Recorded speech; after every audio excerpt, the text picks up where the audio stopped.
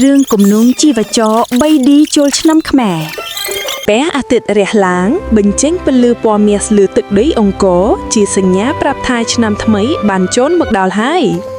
គ្រប់ផ្ទះសម្បែងពោពេញដោយស្នាមញញឹមនិងការរៀបចំខ្លួនទៅវត្តដើម្បីទទួលពរជ័យសិរីសួស្តីការធ្វើបុណ្យទាននិងឧទ្ទិសកុសលដល់បុព្វការីជនគឺជាប្រពៃណីដែលមិនអាចខ្វះបានក្មេងៗស្រោចទឹកសុំពរជ័យពីចាស់ទុំដើម្បីសេចក្តីសុខពេញមួយឆ្នាំក្រោយពីបុណ្យទានរួចរាល់ទីធ្លាអង្គរវត្តបានក្លាយជាកន្លែងជួបជុំលេងល្បែងកម្សាន្តប្រជាប្រិយដ៏ធំក្លិននំអន្សមនិងម្ហូបអាហារប្រពៃណីឈ្ងុយត្រឡប់ពេញបរិវេណសំឡេងស្គរឆៃយ៉ាំបន្លឺឡើងដាស់ស្មារតីអ្នកភូមិឲ្យចូលរួមសប្បាយការប្រកួតកម្លាំងសាមគ្គីបានចាប់ផ្ដើមហើយល្បែងទាញប្រត់មិនត្រឹមតែបង្ហាញពីកម្លាំងកាយតែបញ្ជាក់ពីភាពសាមគ្គីសំឡេងហូរកញ្ជ្រៀវបានធ្វើឲ្យបរិយាកាសកាន់តែក្តៅគគុក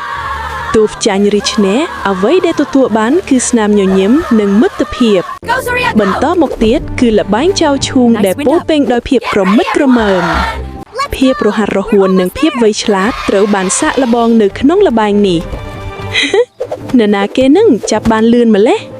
កុមារតូចៗក៏មានល្បែងកម្សាន្តផ្ទាល់ខ្លួនដែលបន្សល់ទុកនូវអនុស្សាវរីយ៍មិនអាចភ្លេចបាន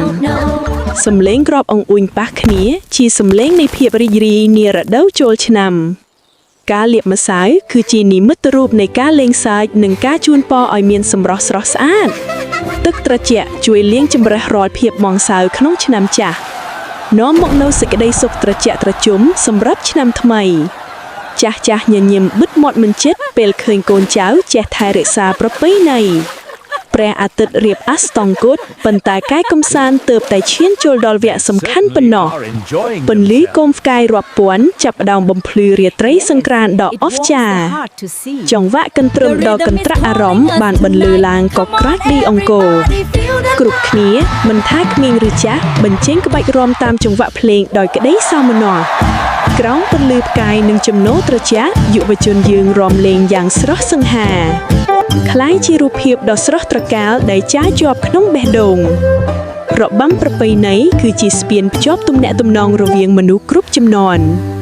ជាមរតកវប្បធម៌ដែលបន្តវេនពីមួយជំនាន់ទៅមួយជំនាន់ដោយមោទនភាពនេះហើយគឺសង្ក្រាន្តដែលជាព្រលឹងនៃជាតិខ្មែរសេចក្តីល្អនិងភាពបរិសុទ្ធនឹងនៅតែបន្តរីកដុះដាលការគោរពនិងការឲ្យតម្លៃគ្នាជាវប្បធម៌ដ៏ល្អផូរផង់របស់យើងពេលវេលាដែលគ្រប់គ្នារងចាំបានមកដល់ពន្លឺកាំជ្រួតបណ្ដេញភាពងងឹតនិងនាំមកនូវក្តីសង្ឃឹមថ្មី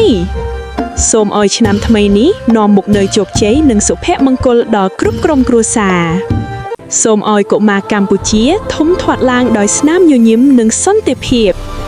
សូមបួងសួងទៅដល់ទេវតាឆ្នាំថ្មីតាមថែរក្សាទឹកដីកម្ពុជារក្សាបាននូវវប្បធម៌ដ៏រុងរឿងនិងសាមគ្គីជាតិជារៀងរហូតជានាមជាកូនខ្មែរយើងសូមជូនពរនិងភ្លេងផោងដ៏